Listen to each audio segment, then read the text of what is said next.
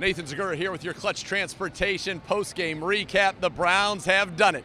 They have defeated the Houston Texans 36-22 on Christmas Eve, delivering an early present to Browns fans around the world. And this one, folks, honestly was not as close as that score would even indicate, which was a comfortable 14-point win, because the Browns today, they had some historic performances, and they came here and were all about the business of beating the Houston Texans. On the very first play of the game, in what would be indicative of what was to come, Joe Flacco found Amari Cooper for 53 yards. Jerome Ford would punch it in for a touchdown. The Browns would go up 7-0. Then a 75-yard touchdown to guess who? Amari Cooper, 14-0. Now on a kick return following that long touchdown, the Texans, Dameon Pierce, took it 98 yards to the house. Bubba Ventrone will absolutely get that cleaned up, the Browns special teams coordinator. But on that play, Dustin Hopkins was injured chasing down Pierce and was unable to kick the rest of the game. And with the short turnaround on Thursday, you have to wonder about the best kicker in the National Football League's availability for that one. But we'll deal with that as this week comes, because today the Browns simply overmatched the Houston Texans. At one point, the Browns had 406 yards of offense to 106 for the Houston Texans. In fact, the Browns defense, their starters, did not give up a single point in this game, as the Texans scored 7 on that kick return. And then when it was 36-7 with 6 minutes to go in the fourth quarter, the Browns pulled all their starters. Davis Mills led a touchdown. They got an onside kick recovery, another touchdown, and Kevin Stefanski put the starters back in. And he did that, and it was a good thing, and here's why. Because once Joe Flacco and Amari Cooper and David Njoku, who found the end zone for the third straight week, once they came back in, Flacco would hit Amari Cooper for 13 yards, and it was a significant 13 yards because, folks, today, Amari Cooper set the Cleveland Browns franchise record for most receiving yards in a single game. He would have 11 catches, 265 yards, breaking a decade-old record set by Josh Gordon back in 2013 against the Jacksonville Jaguars when he had 261 yards. Coop,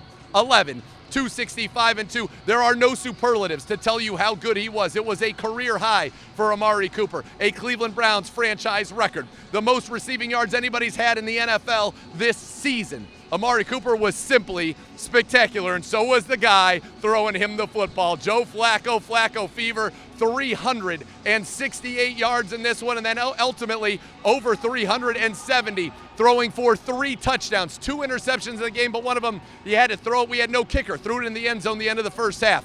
Joe Flacco was sensational. He joins Josh McCown as the only Browns ever to throw for more than 300 yards in 3 straight games. And he did that, becoming the third oldest quarterback in NFL history behind Tom Brady and Warren Moon to have 3 straight 300-yard passing games. So Joe Flacco, he was great. The Browns had Kareem Hunt get in the end zone, Jerome Ford get in the end zone against the very tough run defense of the Houston Texans, and then this defense, Darius Smith, 2 sacks, JOK, an interception for the second straight week. Teron Harmon, the veteran, the closer, who just signed with the Browns a couple of weeks ago, he had an interception in this one. This team just keeps stepping up, finding ways to win football games. It's a full team effort. Alex Wright had a sack for the second straight week.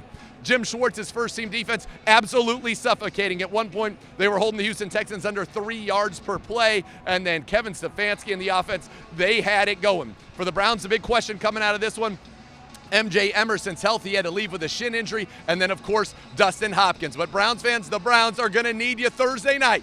The Browns and the Jets, because if the Browns win that game, regardless of anything else in the National Football League, they clinch a playoff berth. They are 10-5. So everybody gather around, have your holiday celebrations, and then get ready to get crazy on Thursday night for the Browns and the Jets. Before we go, we got to talk about the clutch play of the game. One of the most unbelievable plays, and you could say the 75-yarder to Amari Cooper. That one was great. But there was a 4th down. Joe Flacco was being sacked, falling to the ground, and threw the ball to the far sideline to Amari Cooper. I've never seen anything like it. Joe Flacco every week, he continues to blow my mind. He is the president. You would have thought Christmas was a month ago when Joe Flacco started playing quarterback for the Cleveland Browns, but no, it is tomorrow. The Browns, 10-5. Happy holidays to everybody watching, and get ready to bring it on Thursday night as the Browns hope to punch their ticket to the 2023 postseason.